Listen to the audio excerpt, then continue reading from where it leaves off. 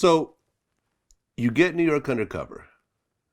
And I mean, these days you see all different types of shows, but at the time, there were no dramas with a black guy and a Latino guy. It just didn't exist. Right. First ever in the history of television. Right. So here you are doing a show that's kind of a gamble for the network. Uh-huh.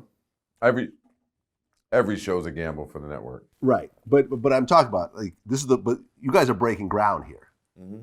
So But as you're starting to put it together, it was calculated because at that time Seinfeld was the #1 show in America, and it was a very white show. So as Fox was building out its footprint, they knew that Seinfeld had that on lock. So at the time, they looked at it as very brilliant counter programming.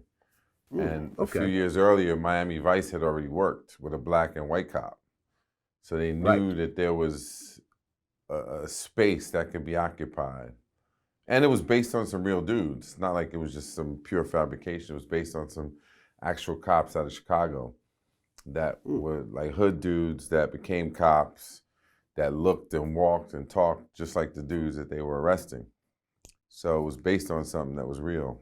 So as you guys are putting together the first, the pilot in the first season, did you guys know what you had on your hands, or was it just, okay, this is another gig, I'm not sure if it's going to work or not? Well, again, no one ever knows. But we knew that we had something special. Bill Duke directed it, so he had some perspective.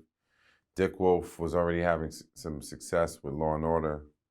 Andre Harrell, who was involved, coming from the music side, had a perspective on what's, hot and sexy and how they make hip hop mainstream.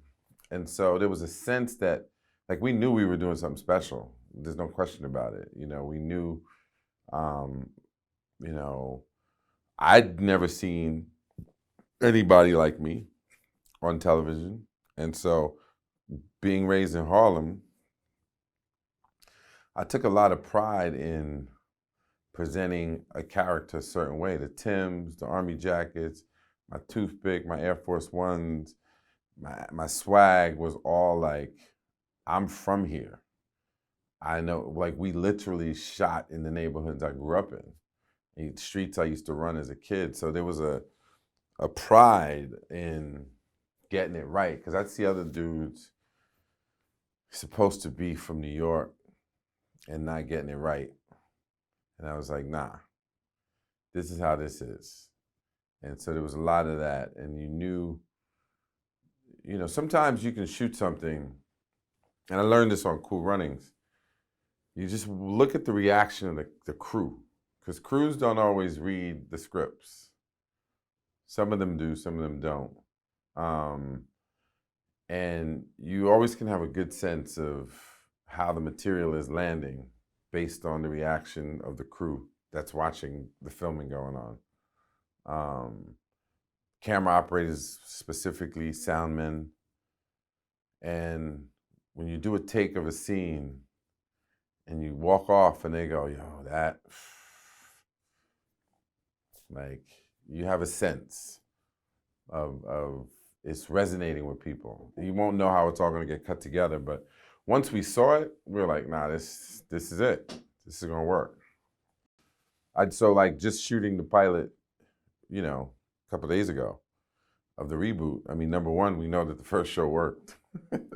So it's a foregone conclusion it's going to work again. But then seeing and feeling, just being on set, like, yeah, okay, this has that thing. And we made sure that the DNA was intact, even though you're adding some new elements and new characters to it. It felt right. Well, yeah, and I remember the show would actually break a lot of hip hop songs. Like a lot of times I would hear a song for the first time on that show. I think Nines was an artist that had a big song during that time. And I remember seeing it on that show specifically. Man, there were so many artists. I mean, Craig Mack, Flavor in Your Ear, was the song that opened the trailer of the very first episode. Like, that wasn't a big record at the time. you know. And that's because Puff had just started Bad Boy. He had just left Andre with Uptown Records. And a lot of it on the music and the fashion was you're working with a lot of young hip hop heads, both on the fashion side, labels like Aniche and Mecca and Karl Kanai and Phat Farm. And it was like, oh, okay, I know Russell. I know Tony Shelman. These dudes are like, oh, give me that t-shirt. I'll wear it. Like, and you know, that was product placement, but we weren't calling it that. We were like, yo, that's the homie. I'm gonna wear the show to like, I'm gonna wear the shirt just to like give you love. And at the time, you didn't even care about getting paid. I remember Russell sent um, Dana Hill to the set with a Bvlgari watch during Christmas. Oh, this is a gift from Russell. I'm like, what? She said, oh, for wearing Phat Farm on the show. We were in the red, and now we're in the black because of the show. And you're like, oh, okay, that's cool. It wasn't like, yo, give me a check. It was like, all right, I'm helping out. Later on, you understood what you were doing. You're like, nah, I'm not going to do that unless there's a check. But then it was just, you were clear that there's some young entrepreneurs of color and you just want to see them win. And so you rock their stuff.